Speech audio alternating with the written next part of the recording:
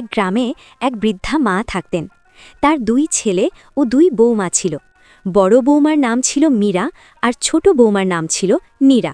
মীরা ছিল খুব শান্ত, পরিশ্রমী আর দয়ালু, কিন্তু নীরা ছিল একটু অলস ও লোভী। বৃদ্ধা মা খুব গরিব ছিলেন, তাই সবাইকে কষ্ট করে সংসার চালাতে হতো।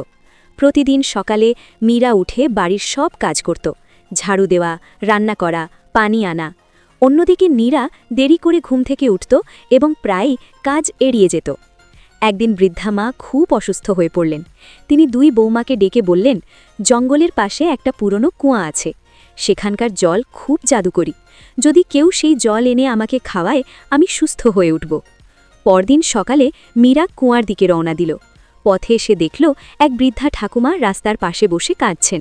মীরা জিজ্ঞেস করল, ঠাকুমা, আপনি কেন কাঁদছেন? বৃদ্ধা বললেন, আমি খুব তৃষ্ণার্ত, কিন্তু হাঁটতে পারছি না। মীরা নিজের জল তাকে খেতে দিল এবং তাকে একটু খাবারও দিল। বৃদ্ধা খুব খুশি হয়ে বললেন, তুমি খুব ভালো মেয়ে, যাও কুয়ার জল নিয়ে যাও, তোমার মনের ভালোত্বের জন্য তোমার ঘরে সুখ আসবে। মীরা কুয়া থেকে জল এনে মাকে খাওয়ালো। আশ্চর্যভাবে কিছুক্ষণ পরেই বৃদ্ধা মা সুস্থ হয়ে উঠলেন। সেই দিন থেকেই তাদের ঘরে সুখ ও শান্তি ফিরে এলো। এদিকে নীরা সবকিছু দেখে ভাবল, আমি যদি যাই তাহলে হয়তো আরও বড় কিছু পাব। পরদিন নীরাও কুয়ার দিকে গেল। পথেও সে একই বৃদ্ধা ঠাকুমাকে দেখতে পেল, কিন্তু নীরা বিরক্ত হয়ে বলল, আমার সময় নেই, আমি তোমাকে সাহায্য করতে পারবো না। বৃদ্ধা চুপ করে রইলেন। নীরা কুয়া থেকে জল এনে মাকে খাওয়ালো, কিন্তু কোনো জাদু ঘটল না। বরং কিছুদিনের মধ্যেই নীরা বুঝতে পারল যে লোভ আর অলসতা কখনো সুখ দেয় না।